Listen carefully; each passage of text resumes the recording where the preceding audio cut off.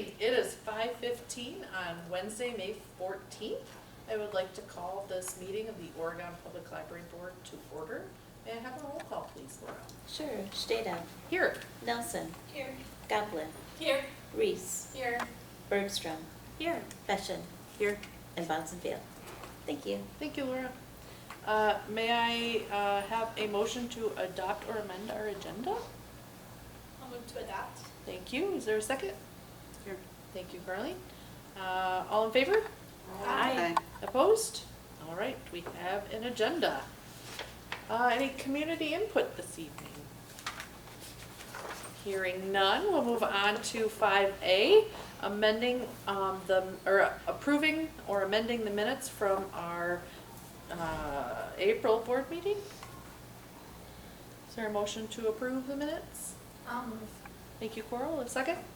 Second. Thank you, Leslie. Any discussion? All in favor? Aye. Opposed? All right.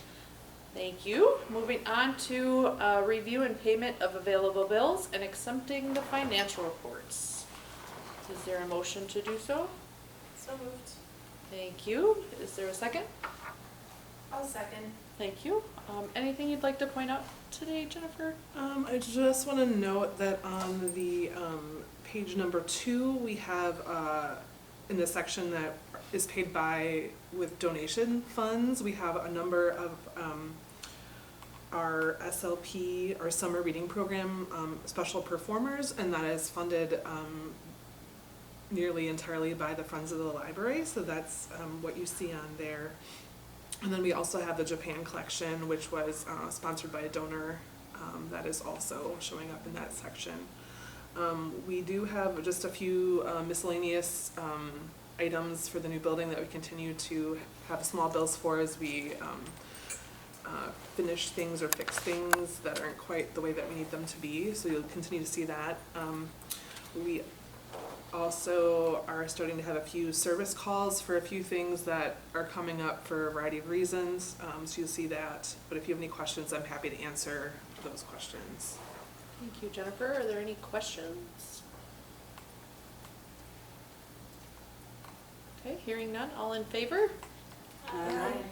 Opposed? All right, thank you, everybody. Moving on to 6A, the library director's report.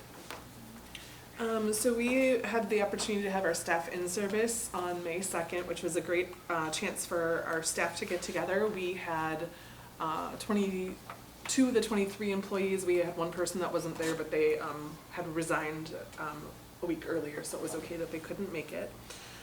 So it was just a great opportunity for our whole staff to spend some time together. A lot of people within the same department don't always work together because we need to staff that department, and so that it was a great chance for people to be together and learn and continue to grow our team members' skill sets.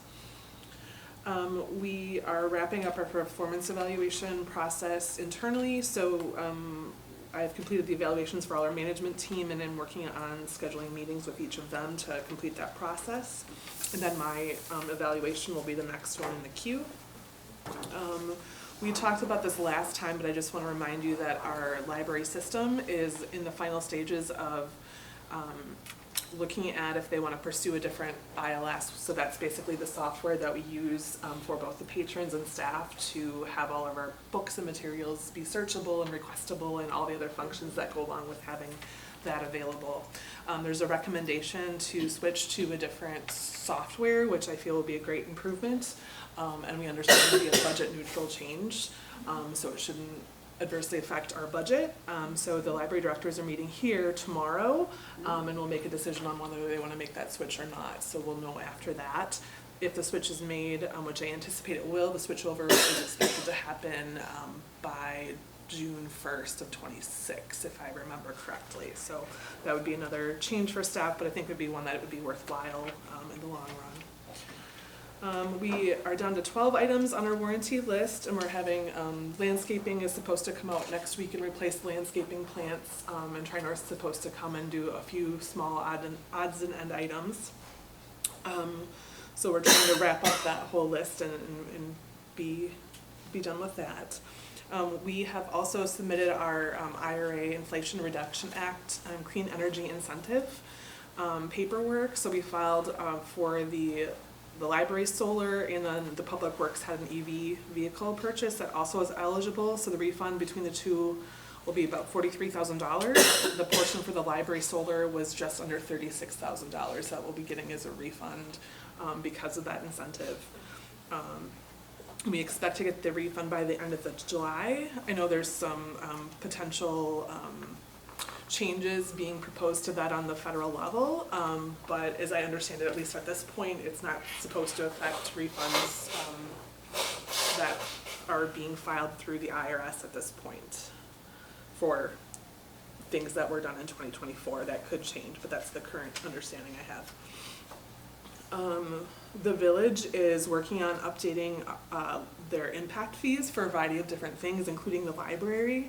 And so basically an impact fee is something that they can charge when properties are developed. And that's basically saying that this new, the new residents living here is increasing the burden on existing services. And so they charge basically an impact fee to retain the current level of services as the village grows. And so basically they're analyzing what part of our building that we paid for is eligible per statute to be charged for impact fees. So there's an analysis that the legal team for the village is doing. So you might see that on the village agenda. It doesn't change anything for current taxpayers. It's actually a good thing for current taxpayers because it means that new residents will help pay the debt service that the village took on the library building, so it will reduce the impact to existing village residents. So that would be a good thing for current residents anyway. And then there's only certain expenses. If you see the analysis, it's very confusing if you're not familiar with how it works. So only certain expenses are counted in the analysis, and so only certain capital costs, certain things are capped, certain things don't count. They have to subtract federal funds that you received.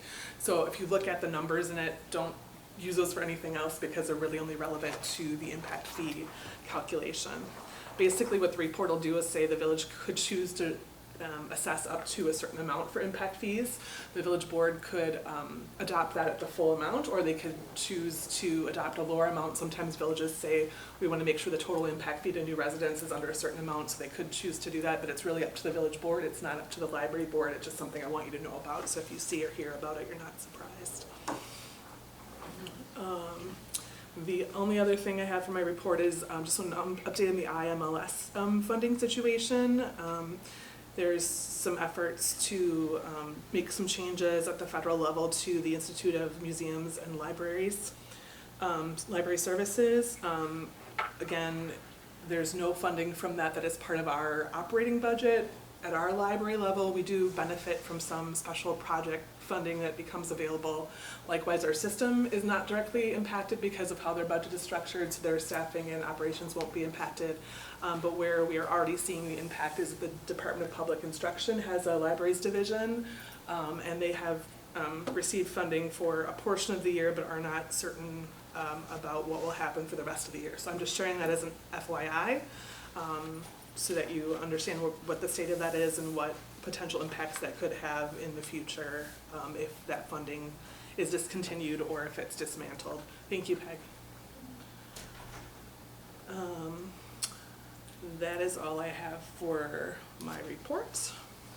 Thank you, Jennifer. Are there any questions for Jennifer? Okay, moving on to the upcoming library events. So you can kind of see the great variety of programming we have coming up in May. May is a little bit of slower time because our youth services department is getting ready for summer. And our summer reading program registration starts June 1st. And then we have lots of events that start after school gets out for youth and just different events for all ages all summer long. So I encourage you to check out that schedule if you haven't already. We also do have a number of book clubs for adults, so we don't just have youth things. We also have a nice program coming up next week that's a partnership with the Historical Society on POW camps. So if that's of interest to you, I'd highly encourage you to check that one out. I think that's all I have for events. Great, thank you. Like how you say it's a slow month and we still have 2 pages of activities. Right. Moving on to the monthly statistics. There's not too much since last month, but we're kind of at the point where our door counts are actually starting to be above where they were this time last year, which is exciting to see. And I'm happy to answer any questions, but there's not too much different from last year. We're also seeing kind of our study room and meeting room usage grow over last year as well, now that more people know about availability of those services. And we expect that to continue to grow based on what happened at Waunakee after they opened in their new space. Yeah, so you can see study room and meeting room usage are both up for this year versus last year. Especially study room usage is a little bit more dramatic. And then checkouts were not above where we were last year like we were for visits. We're kind of approaching that break-even point in April, and will be interesting to see what happens. Those June, July, and August tend to be our busiest months, so we'll see what happens with that moving forward. That's all I have. Great, thank you. Any questions on the statistics? Okay, hearing none, we'll move on to the board continuing education. So I just put trustee essential number 3 in your packet, just because we are, this month we have the bylaws in there for something to consider to adopt at our next month annual meeting. So I included this article because they have a nice background on what you should consider, and then they also are kind of the example that we use for some of the changes that are in the packet being proposed. Great, thank you. Any questions for Jennifer? All right. Committee reports from the nominating committee. Yeah, so thank you everybody for filling out the survey. I got some good feedback. Nothing too drastic. The main change you're going to see is I'm recommending that Coral and I switch places. Okay. Because Coral has been treasurer for 3 years. And you need to move into a different position. Other than that, that's pretty much the only change. Lots of unanimity across the results, so. Thank you. Anybody have questions or discussion? Thank you for your work on that, Laura and John. Village board announcements. Any? Okay. Any school district announcements? Well, we were certainly already talking about May and all the surprises and planned events that May brings. Tonight is senior scholarship night. So starting this evening, I think at 7 o'clock, we have a nice program in the Performing Arts Center where all of our students who are eligible for scholarships, either through the school or through the community or even through the universities they're attending, they're all acknowledged this evening. It's a really nice event. And it is so much fun to celebrate the seniors as they are moving on to their next great adventure. We have a lot of fun things coming up, like the graduate walk through the elementary schools, their senior breakfast. It's just, I know it's very busy for everybody, but it's a month full of a lot of meaningful events. So. Thank you. Let's see, 7A, 2026 village budget schedule. So I put that in your packet so you can kind of see that's the roadmap that the village uses to approve their budget. So starting already, they're asking departments to look at their capital improvement schedule. They started doing a 10-year process recently, and every year kind of moving one year out to keep that updated and well thought out for the future. So our budget request is due to the village shortly after our August meeting. So we'll have a chance to talk about our budget at our June, July, and August meetings before it's due to the village. The village anticipates providing some budget direction to departments so that everyone can kind of go into their budget with that direction in mind. So the village board is meeting next Monday and Tuesday, and so I'm not sure what the timing of that direction will be, but certainly it will be before our July meeting.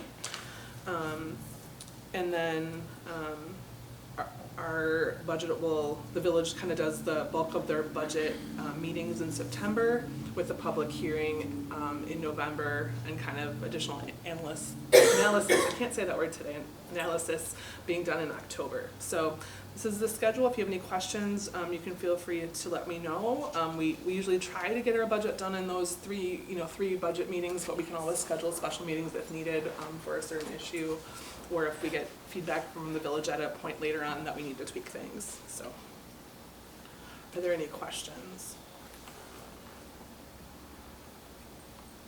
Hearing no questions, we can move on to the 2026 library capital budget request. So this is at this point largely unchanged from last year. So we had 3 needs that we had last year, and I'm recommending that we keep those all in the same place at the same amount for the time being.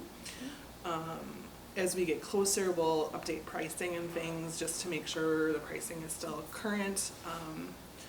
So we have self-check machines. So right now we have 3 self-check machines that we have in our library, and those need to be replaced on a cycle. And so this is following the recommended replacement cycle. It's ideal to replace them all at the same time so they're all operating on the same software, because otherwise it kind of becomes a technical nightmare. And we also have a placeholder for an automated sorting system, and of course we can always reevaluate as we get closer to the time where that's being considered. It does have an annual maintenance fee that would have to be budgeted for, and then also we need to make sure that whatever volume we're at that time, that's the best way to use our resources. So that's something we'll continue to reevaluate as we get closer. And then we have our microfilm reader and printer that we have budgeted to replace in 2028. It is possible that we may be able to continue to use it for longer, so depending on where things are at with that, we might just say, we can bump it off 1 more year depending on other needs, but it is kind of a valuable resource that we currently have. It's a little bit hard because we, in an ideal world, would have a great replacement schedule for this current building, and so I've started to pencil in things about when we should start looking at roof replacement, things like that. It's hard because a lot of the systems is really unclear when we'll need to replace them at this point when they're brand new. We're also not even done installing some of them, so it's really hard to be thinking about replacing them when we haven't even finished installing. Some of the systems that we can expect to install have to replace a little bit quicker are things like the AV systems, like security cameras and things have shorter warranty periods and are more likely to stop working. But those are also things that we could probably replace out of our fund balance if we needed to replace them very quickly or on short notice. Things like our solar inverter has like an expected 10 to 15 year lifetime, so it's a little hard to know at this point when that needs to be replaced, and that's something that we'd like to start penciling in for next year. And there's certainly probably other things I'm missing, flooring, carpeting, when, it's a little bit hard at this point to know when we're gonna need to replace those, but we'll at least try to start kind of tracking kind of a reminder time so when we get to those benchmarks. It's a little bit hard because I've asked a number of libraries that I thought would have good plans for examples, and what I found is that a lot of times there's not the money to replace things when they should, and so people don't really have a proactive plan. It's more of a reactionary replacing when they simply can't continue to use it any longer, which isn't, sometimes is sometimes necessary, but it's not necessarily the way we want to plan ahead. And then a lot of libraries just don't plan, and a lot of villages aren't planning on the 10-year cycle, so they might only have 3 to 5 years of needs out. So we're kind of trying to navigate what those needs will be. We're not where I want to be with it, but I'm hoping for next year we can kind of have some more things for that 10-year window that we're thinking ahead of, and then if we get to that point and we don't truly need to replace them, then we can move them back, but at least we're thinking about that should they need to be replaced. And certainly if any of you are aware of things that we do need to think of replacing sooner rather than later, please do mention those so we can make sure that those are prioritized on the radar. Thank you, Jennifer. Any questions? I just think it's really remarkable that you're being that proactive and thinking that far out. It is something. It's worth mentioning that we're very fortunate in that regard, so thank you. Moving on to annual review of bylaws and a notice of proposed amendments. So in order to make changes to our bylaws, we have to have the proposed changes in writing a month prior to voting on them. So what I've done is provided a proposed draft. If you'd like to make additional changes, that's a-okay, but I'll just need to make sure that I give that to all of you 10 days before we vote on it to be able to vote on those changes. If we do have other changes that come up at the next meeting, we can always, postpone a month and vote at a later time. A review of the bylaws is something we try to do every year, and this year we cleaned up some language. The village administrator had recently updated the village ordinance to more closely match state statute in terms of library board composition. And so I should probably pull that up on the screen so that I'm on the right agenda item. I'm sorry.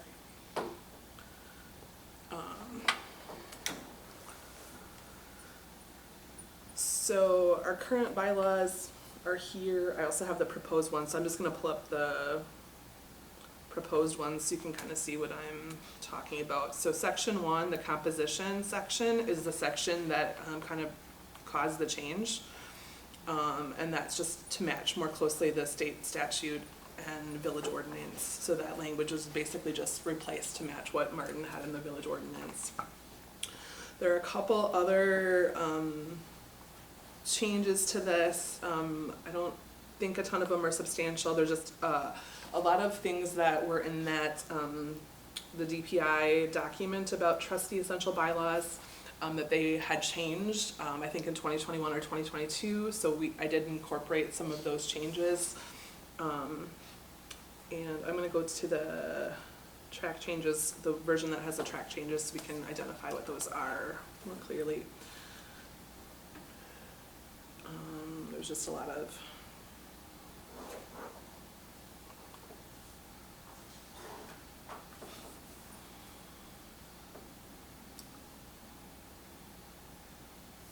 so the open meetings law section was a new one that they had in the bylaw article, so we added that to match.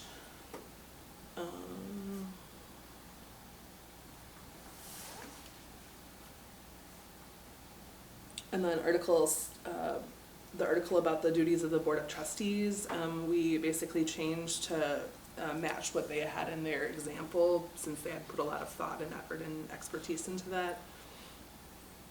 And then the conflict of interest section was one that we did not have, and one that's important, so I just took the language that they were proposed there and added that into our document. So mostly the substantive changes is the conflict of interest section, and that board composition. Everything else is kind of tweaks or rephrasing or reorganization of what was already there, or just done more clearly in the example that the DPI provided. Are there any questions or concerns about the proposed changes? I have a question. Yes. The only question would be about the alignment of the term of the village board representative and the library board. Yes. I'm sure it's in there somewhere. So that's the composition section. So there's, I'll go up to the proposed. So it's a little bit weird because by state statute, library board appointments are for 3 years, but the village board terms are for 2 years. And so that kind of causes incongruity whenever those terms are appointed. And so sometimes people are appointed to fill the remainder of a term, and then sometimes their village board term is up, but their library board term is not, as is in the case for Carleen this year. And a lot of times historically, what has happened is when people want to be done with the village board, they also want to be done with their service on any appointed committees. Sometimes we're lucky to have folks that have served continue on in those capacities. And so that's kind of where the incongruity kind of happens, because the state statute's different for those two boards, and so they don't match up perfectly. As long as you're always serving a 6-year term on each, then you're good. But that doesn't happen in reality, and so that's kind of what happened. So section 1 matches what the village ordinance says. We're still going to have that, we have to say that our terms are for 3 years, and so we're still going to have that mismatch sometimes where people that are departing village board are going to need to choose if they want to continue on the library board or not. And if if you're appointed for a 3-year term, you're entitled to continue serving that remainder of the term. We have liked to have a representative from the village board on our board, and as well as the village board likes to have that connection with the library board, but it's not required. And basically it doesn't say you have to have it, it says you can't have more than one person from the village board on your library board. Not that you have to have anybody from the village board on the library board. So that's kind of where the cleaning up of the statutory language kind of more clearly addresses that. So And that then isn't here. he'll stay on for one more year and then somebody will be appointed, maybe who gets elected next year. That's true. And that then could- it would align. They would align for the first 2 years. First Oh, yeah, or maybe somebody who got elected this year. And then there, yeah, there we go. There we go. We'll just have to say to Phil. Yeah. Sorry, it's kind of confusing, and It is kind of it's often done a confusing. certain way, which is why I don't know if most people realize it's kind of a nuance that Martin kind of clearly iterated, and most people, it doesn't come up that often, and most people don't realize, including myself, so. Any other questions or concerns? Anything you'd like to see revised? Thank you for all of your work on this. Mhm. And for the tracked changes. Yes. Thank you. That makes a big difference. So next month, just to be clear, I'll only have the proposed and the track changes. I won't have the 4 different versions, just to keep it simple, if that's Yep. okay with folks. Yeah. Yep. Hearing no other questions or concerns here, we are flying along tonight. Our next meeting will be held Wednesday, June 11th. I expect that one will have a little bit longer of an agenda with it being our annual meeting, but it will be here at 5:15 p.m. Are there any requests for any future agenda items? Do we need to set up personnel committee? We do, but I have not yet finished. I am about 75% done updating my position description, which we said we wanted to do first, and which so is it's being completely delayed for fine. that reason, I yes. just all of a sudden was like, I don't think I have anything in my calendar for No, that. that's a So- me thing. I promised to have it done before we did it, and I also wanted to move it up at the same time, and not having done the first thing I was supposed to do, we may wait a little bit longer to You- get that done. Are completely fine. I just wanted to make sure there was another thing that I had missed. No, it's me. So we can, we're all ready, right? Like we already did the work, so like Yeah. when you're ready to go, we're ready to go. You're ready, I'm not ready, so that's Yeah. the problem. No, No? we're fine. Okay. Okay. Hearing no requests for future items? Bring Oh, sorry, something yes, up. Carly? Not a future item, just an item. Is that okay? Is that okay? Is like a report?